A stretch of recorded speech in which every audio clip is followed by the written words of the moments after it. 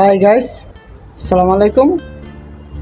আজ আমি আমাদের বিবাড়িয়া সম্বন্ধে কিছু আইডিয়া আমি আপনাদেরকে দিয়েছি।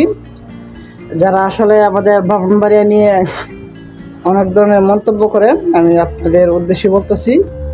কারণ দেখেন, ব্রাহ্মণবাড়িয়ার মধ্যে যে মানুষগুলো আছে তারা আসলে আপনারা যেমন ভাবেন তারা কিন্তু আসলে এমন নয়।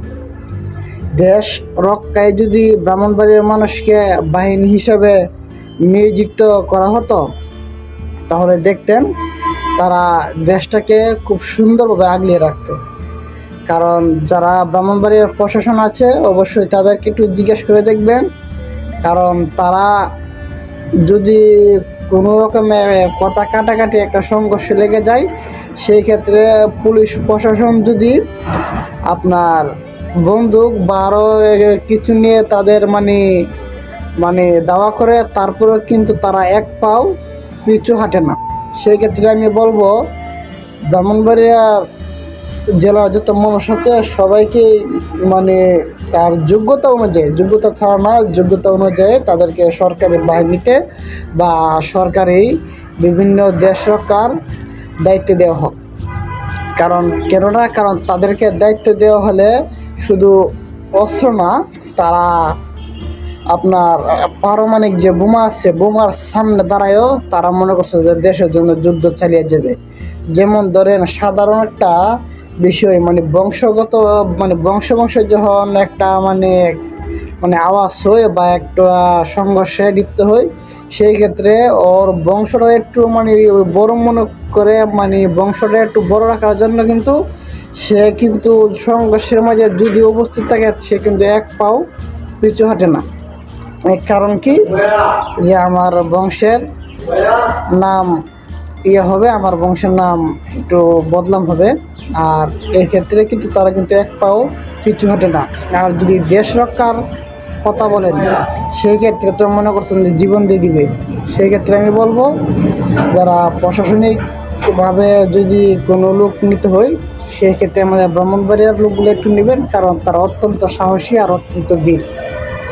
তারা দেশের জন্য একবার নয় 1000 বার জান দিতে প্রস্তুত। সেই ক্ষেত্রে আমি আপনাদেরকে বলবো আমাদের ব্রাহ্মণবাড়িয়ার মানুষকে প্রশাসনিকভাবে বা তাদেরকে দায়িত্ব দেওয়া হোক।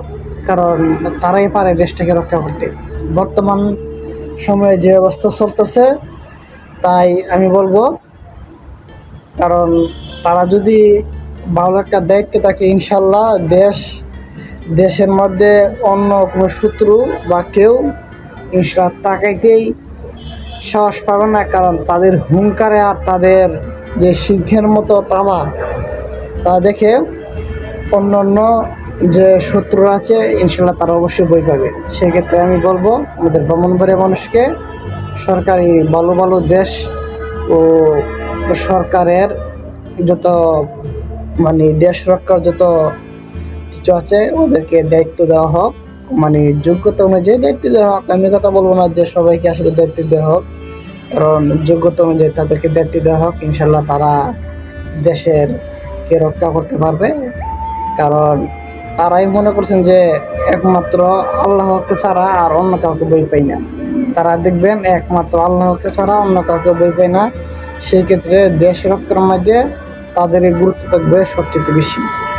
আর যদি কেউ আমার কথাই আপনাদের কোনো রকম খারাপ লাগে, কারো যদি আমার কথায় খারাপ লাগে অবশ্যই আমাকে ক্ষমার দৃষ্টিতে দেখবেন। কারণ আমি আমার অভিজ্ঞতা থেকে বলছি। আর কারণ আমি জানি আমাদের ব্রাহ্মণবাড়িয়ার জেলেরা অত্যন্ত সাহসী আর তারা দেশ ও ইসলাম ও দেশকে অনেক ভালোবাসে। একমাত্র আল্লাহ ছাড়া তারা অন্য কারোর কাছে মাথা নত করবে না।